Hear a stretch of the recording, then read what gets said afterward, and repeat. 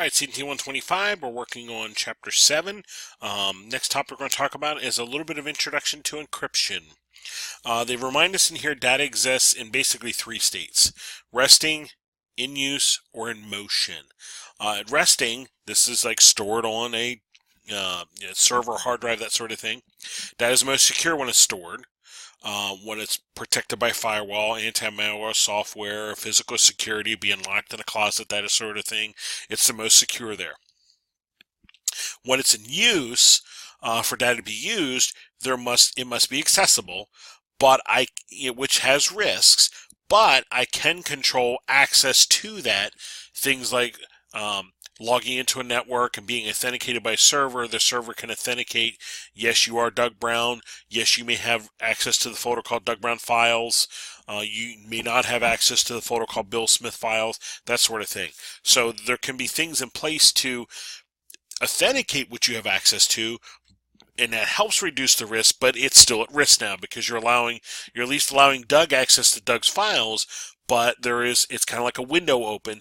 There is now a chance for Bill Smith to get access to Doug Brown's files. In motion, this is when it's most vulnerable, when data is moving from A to B, whether it be from this server to that server or from Doug Brown's computer through the network to Bill Smith's computer.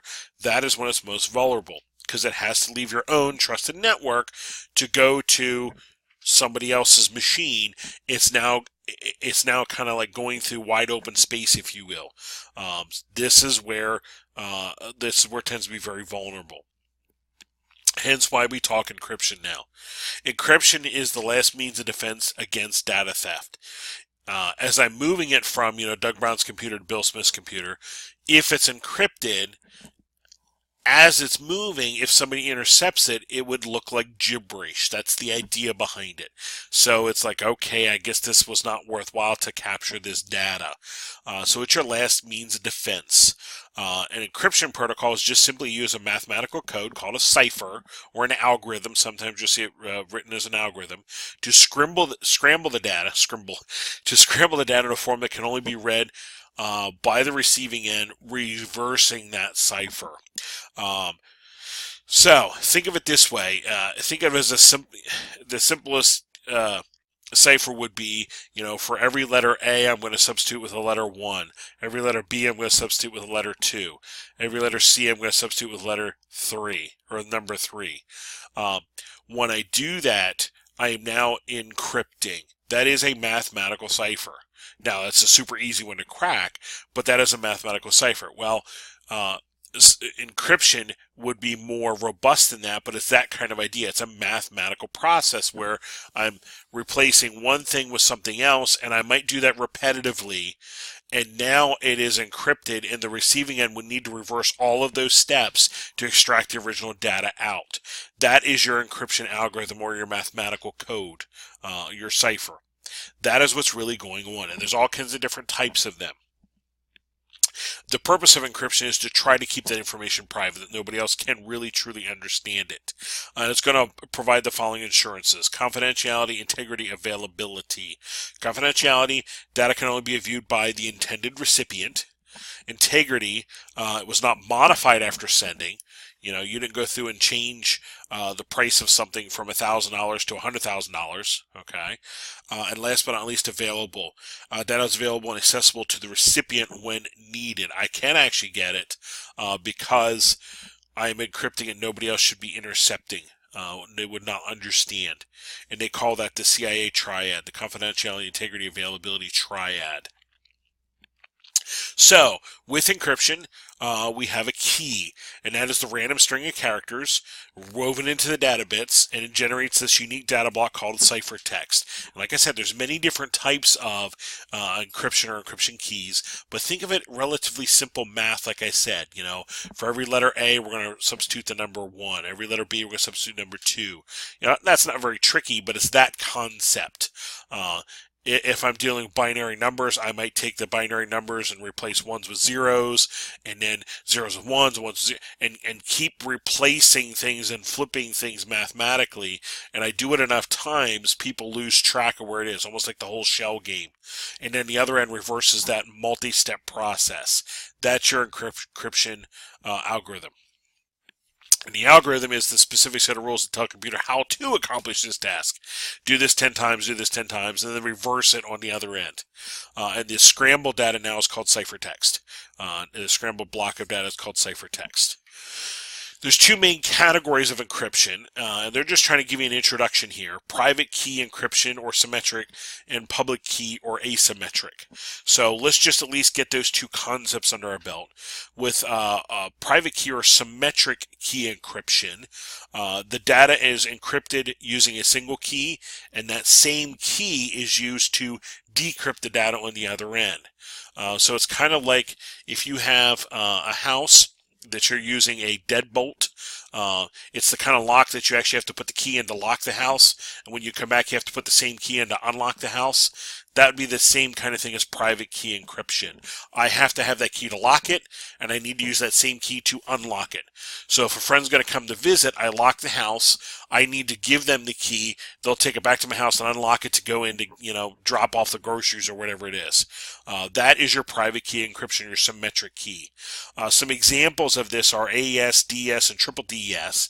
Just if you see those out there, you'll know those are private key encryptions. The only problem with this, though, is getting the recipient the key. Again, using the example of my house, I leave my house, I lock the door, I leave, and my friend is going to come and, open the house, let my dog out, feed my dog. I have to somehow get him that key, or they can't get in the house, let my dog out, and feed my dog. That's the problem with private key encryption, getting the recipient, the receiver, the key for doing this, so they can decrypt. This is a picture from a previous edition of the book, but actually shows this process pretty well. So the sender is going to send a file or an email to a receiver. So to do that, the sender has to get the private key to the recipient. So again, I somehow have to get you the encryption key. I will take my private key and my message, combine them so it's now encrypted, send the message to you.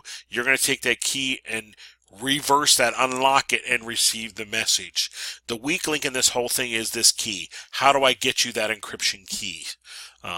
That's the weak link to that whole process. So along came public key encryption, or asymmetric. With public key or asymmetric, we now have two different keys. One is used to lock, and a different one is used to unlock. And those work as a pair. Those work as a pair, if you will. So I encrypt with one key, and then I decrypt with a different key, if you will. This one now, I now have a public key and a private key to do this. So this one, actually, before we jump into the process, here's some public key examples: Diffie-Hellman, DSS, RSA. These are some examples of public key encryption, just in case you see them. And here are some examples of protocols that use this. Your MIME, GPG, Internet Key Exchange, PGP, SSL, TLS, and SSH all use public key encryption. So you're going to see this. You're going to see key exchanges to do this. Well, here's the gist for public key encryption. So I know you're going to send me something. Okay, you're going to send me maybe an important file because we're working on a research project or something. You're going to send me the file. So I'm going to make my public key available to you. So I will say, okay, I'm going to put my public key out on a key server. We'll talk about that in a minute. I'm going to make that known, or I'm going to put it there. I'm going to register it there. I'm going to let you know it is there. So I'll say, hey, it's over there. You will download and get that public key. You're not going to use that public key when you're going to send me the file. You're going to use the public key and lock the message. You'll take the message and use my public key and encrypt it. Send me the file. At this point in time, you could not open that data. You could not open that file and read it because it is now encrypted with the public key. The public key will not open it back up. So the message comes to me, and I have the private key, the only thing that will unlock the message. I kept the private key. I have not shared that with anybody. So I put the public key out there for you to encrypt, and then I use the private key to decrypt the message. That's how that works. but I need a key server to do that. That's where we come into your key authority, your certificate authorities. Your digital certificate, your certificate authorities are the ones that are going to maintain these encryption keys, if you will. So your VeriSigns, most of you have seen those, are out there to hold this public key information. That's one of their jobs. And they can actually aid in this storing of your encryption key. Right up here, storing of your encryption key, that people can download that and have an encrypted connection with you. That's what they're all about. Those are there for. Moving on, IPsec. IPsec is an encryption protocol that defines rules for encryption, authentication, key management for TCP/IP sessions. That's an enhancement to IP4 and native in IP6. This works at the network layer, and it adds security to the information to the header of all IP packets. So this now can be used to encrypt IP traffic like I would be doing in a VPN situation. So I can set up an IPsec encryption between two nodes, and now I have a secure connection between two things, maybe even across the internet through an open public space. So to do that, there's 5 steps it does. IPsec initiation, it basically notes, hey, this is important traffic, I better encrypt. So key management now happens, where we need to negotiate key exchanges and how we're going to encrypt. So the sender and receiver communicate that information. They transfer the data then, and then terminate the session. So the process ends up looking like so.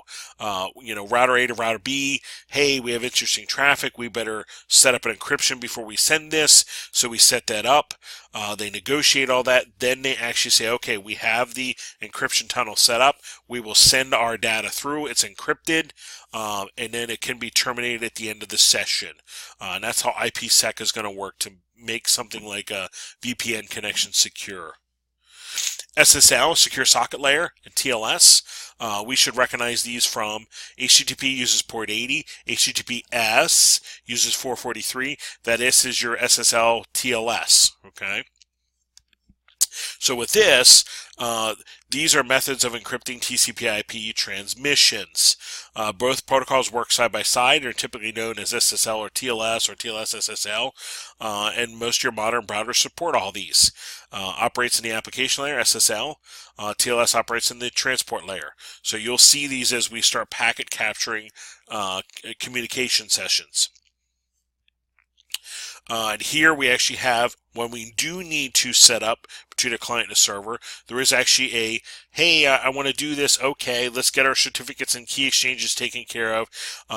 Then we actually transfer the data, etc. So you actually see this key exchange happen when you're connecting with an HTTPS session. So be aware that's when you're doing the unencrypted connection, HTTPS, you actually see this whole process, the certificate and key exchange occurring. Alrighty, we'll come back in the next podcast and start talking remote access.